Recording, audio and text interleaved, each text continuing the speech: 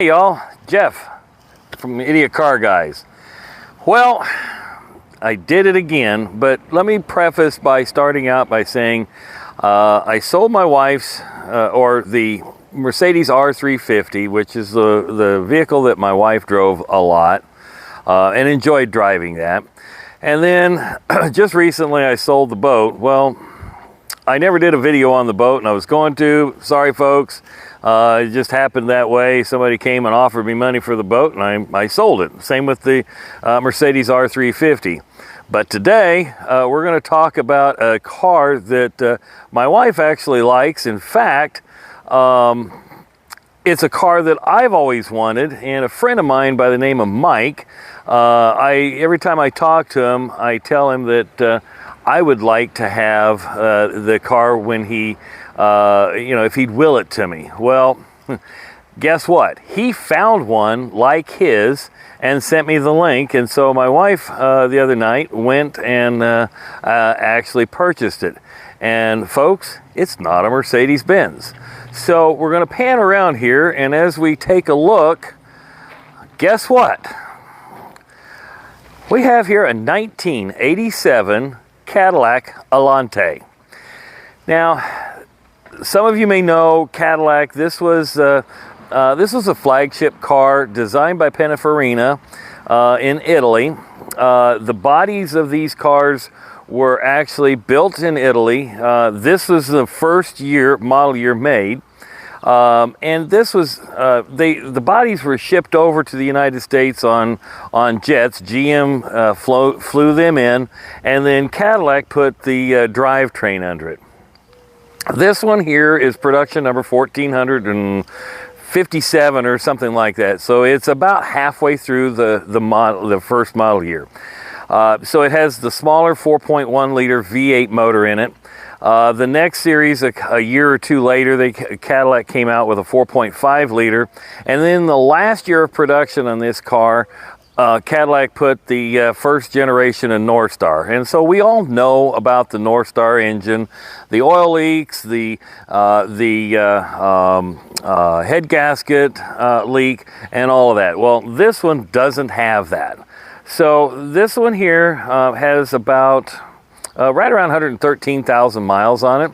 And so the other night we drove it home from about 100 miles, and it actually was great on fuel. It does require premium fuel, as most sports cars in that era. But as you can see, there's a lot of similar designs to Mercedes-Benz.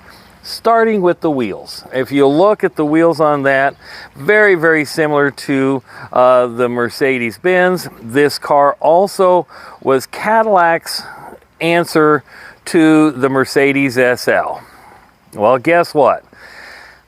This car was $54,700 MSRP back in 1987. Mercedes was a little over $60,000 for the SL. Not even close. I'm a Mercedes guy, but you know what?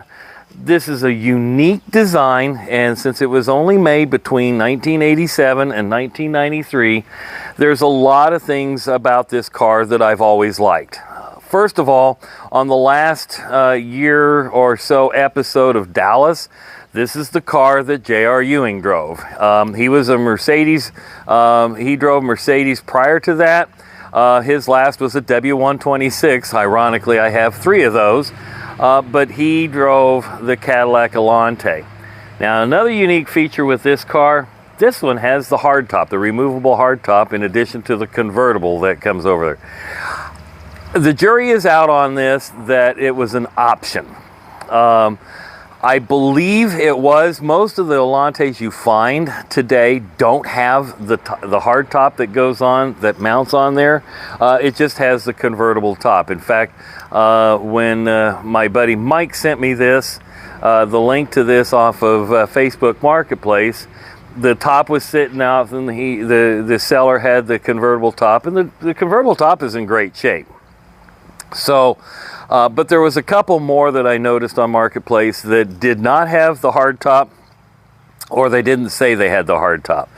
So I don't know if it was an option or not, but I'll do some more research and we'll go over that. But with that said, this car, like I said, it drove really nice. There's a lot of things that we're going to have to sort through, one of which it's got the digital dash.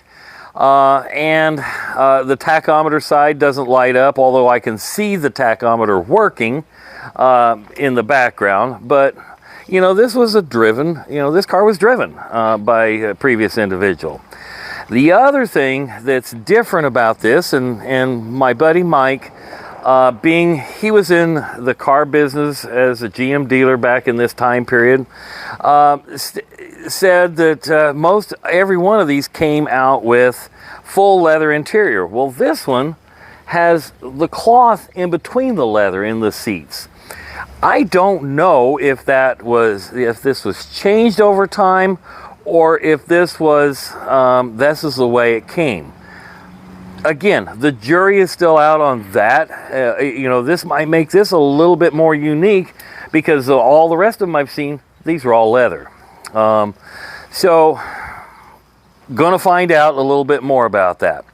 The other thing that a lot of people didn't know, and I'd forgotten because I had really not paid a lot of attention, the gas fill is right here. You pop the gas fill door, and this pops open, and this is where you put the gas in. So, kind of a unique thing. You don't have the little door here on the back and things like that. But this car, for what it is and for what I paid for it, I think we're in pretty good shape. I'll sort through some of the things and go over it a little bit more in detail. The person I bought it from had replaced the battery. Well, I've got to put the cover back on it inside there, and then do some cleanup on it. I mean, the person I bought it from got it from an estate. The previous owner had passed away, and so you could tell it's been taken pretty good care of. The other thing that is noted on these, and of course this is the part of the Cadillac of the Allante I really like, is the tail end of it. The high mount brake light is actually included in the right here where the Cadillac crest was supposed to be, but because this was probably designed a year or two in advance of 1987, and as you all know, in 1986 you had to have the high mount brake light, so they had to add something in there real quick. But it's right there, and it's kind of integrated as part of the key, for the trunk, and it does have the power trunk. The other thing, it has a lot of the Mercedes style, or most of the Italian or European style, the way it's manufactured. You have the trough. This is very similar to the Mercedes design, and I'm sure there's a lot of things were borrowed. Also from the previous owner, it has its cover. I don't know if Cadillac included that. My understanding is they did include a full car cover with the car, or that may have come from the dealer. Don't know for sure, but according to Mike, he has one for his as well. The other thing, the backup lights and the tail lights, right here where the Cadillac and the Allante are, this is the brake and turn signal lights. Kind of cool, when you hit the brake, Cadillac Allante comes right out at you. Moving over here, got a little thin paint on this rear fender, but again, I like this car. I mean, my wife, this is kind of for her to drive until she finds something different or better or worse. Who knows? You never know what her taste will be from time to time. But one of the things about this car is I'm not a big North Star fan, and the 93 is the first generation North Star, and they had a lot of trouble. But going back to the original motor, yeah, it's a little lacking in horsepower, but again, it really ran down the road pretty good. Everything seems to work with the exception of the air conditioning. kind of a known issue for GM products back in the 80s, or at least the late 80s.